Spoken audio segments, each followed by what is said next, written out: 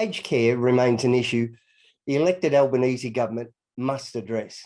As concerns rage about lack of investment in the area, InteliCare CEO Jason Waller, who's a passionate advocate for elderly Australians, says staff shortages are getting in the way of overhauling the sector.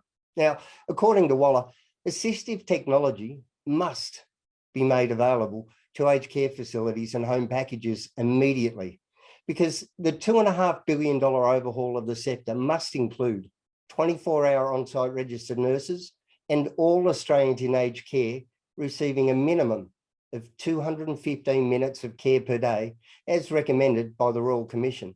Now, Waller also says these results can't be achieved without addressing the critical staffing shortage, and simply injecting cash without a plan to innovate simply won't solve the aged care crisis. And joining us is Jason Waller to talk about this. Welcome, Jason. Thank you, Michael. I appreciate you having me. You're welcome.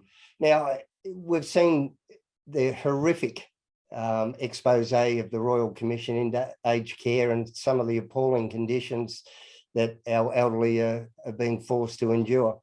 You're saying assistive technology would be necessary to help lift them out of these conditions. What exactly is that? Well, our technology allows people to age in place in their own home for longer. We do that by turning a home into a smart home and then using AI to measure what's normal behaviour in the home and send alerts out to families and caregivers when something's out of the ordinary. So we start to get preventative rather than just detecting incidents, and therefore we can catch people further upstream in their ageing journey so they don't have to rely on residential aged care. That should become a safety net rather than a destination. And I think the current problem is we're seeing a very flippant approach, just throwing money at the issue, while it signifies intent, isn't going to do anything to resolve the fundamental structural issues that arise from having an ageing population outrunning the rate of support that sits behind them in both in taxes and people. Now, we see it happening a lot in Europe now, where the ageing population as well, and they're actually having to import staff to help from neighbouring countries. We don't have that luxury, especially at the moment with COVID, do we? Exactly, and that's exposed the reef. COVID has just exacerbated or accelerated what was already a treacherous landscape to begin with, when we relied a lot on casual workers in the aged care system and a lot of overseas workers to support it. When they're removed, they're not cracks, the chasms start to appear, and simply believing, well, this is just a problem of policy, that if we address it with budget changes, I think is a bit short-sighted. If we could have addressed it like that, it would have been addressed decades ago. As it stands, we have a real tsunami ahead of us. How much do we need to redesign the whole system, do you think, Jason, rather than, as you say, papering over the cracks and propping up bits and pieces that are falling over? How much do we need to have a complete rethink and go, right, let's keep our elderly in their homes as long as possible, and here's how we can enable it? Well, I think we've had the rethink. The Royal Commission, while it was heavily focused on residential aged care, it did identify that fundamental changes are required in the home care packages. And InteliCare was cited in the Royal Commission's report as an example of how this kind of technology can help people upstream.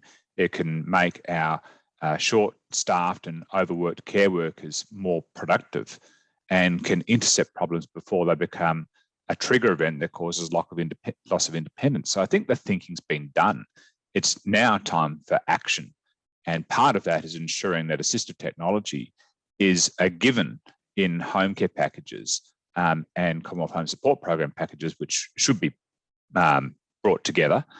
So people, once they are assessed as needing support, receive assistive technology even before they have a care provider brought on board, because those care providers aren't staffed to provide the support that their care plan requires. Does it need to be nationalised? Does this need to be private providers or government, or a combination, do you think, Jason?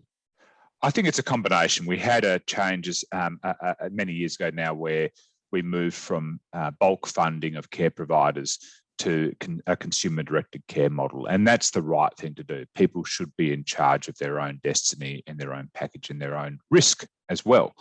And we've seen a great example of that, where we, for example, had a 90-year-old gent who was using InteliCare system, and his meal alerts started to decline, and a notification was sent to his care workers that he wasn't preparing his evening meal, and he'd discovered Uber Eats, and he was ordering Chico rolls for dinner, which is his prerogative. He's older than 90.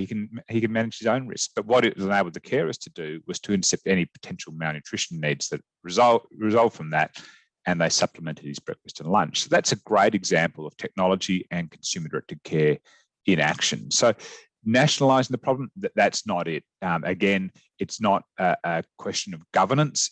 It's a question of the structure of our workforce in the aged care system. And there simply aren't enough, nor will there ever be enough. There can't be enough with the shape of our population to support the ageing population. So technology has to be part of the solution. That loss of autonomy is something that our elderly fear so much. So even if it's an assisted autonomy, it's still better than having everything dictated to you. I think that's one of the biggest reluctances of going into care, that people fear losing that. You've hit the nail on the head, Michael. So obviously, when we're talking about technology, people have natural concerns about a big brother. Our customers actually describe it as a guardian angel rather than big brother, but that concern is natural. What people need to, I think, start to embrace is that they already have let into their private lives care workers, and then that small change in the way they live their lives is very insignificant compared to the changes and the loss of autonomy that comes with moving into full-time residential care, where privacy has truly been degraded significantly compared to them staying in their own home. People want to live in their own home. We enable that to happen. And I imagine there's a massive saving for home care versus residential care, Jason? Oh, it's enormous. It's about $80,000 a year. So when we've modelled it, and we've had an independent economist model this, there's about a 30 times return on investment. So it means even if we prevented 1 in 30 people going from home care to residential aged care, it pays for itself across all of those 30 people. So one person being saved saves for 29 others. Yeah, and again, that sense of autonomy and self-determination is something that is priceless. Correct. And also, it's not just that, it's restoring the relationship between the individual and their family and their care network. We've seen again and again people put this in place too late, when it's already fractured and they're well down their ageing journey. But when it's put in place early, the conversation between a parent and their children changes from one of being, looked up on and checked up on all the time, and they're feeling like they're getting parented by their children, to one where it becomes just a normal relationship because everyone's confident that they have much greater insight into potential issues that might be coming down track. Yeah, now we just need a government with the foresight and courage to maybe incentivise granny flats and things like that, so that we can maintain that family bond and keep our elderly in the community that they've been a part of.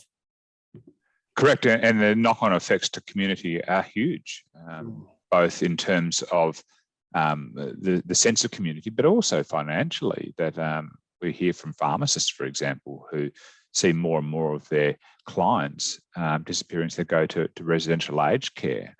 There's quite a network of support that could be in place. So we found, for example, that it actually increases the upskilling of the care workers, because they can start to become more insightful with technology, but also provide higher levels of care, because we're seeing things being identified that need additional work. So for allied healthcare workers like OTs and physios, we engage them more, where without our system that might sort of go under the radar, so to speak.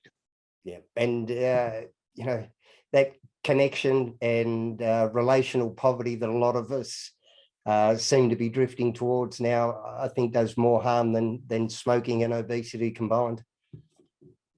Absolutely, and we're certainly seen the desire, I think, within the community and with the Australian population to do something about aged care. And just yesterday, the Labor government announced that they're changing the title of the department from health to health and aged care.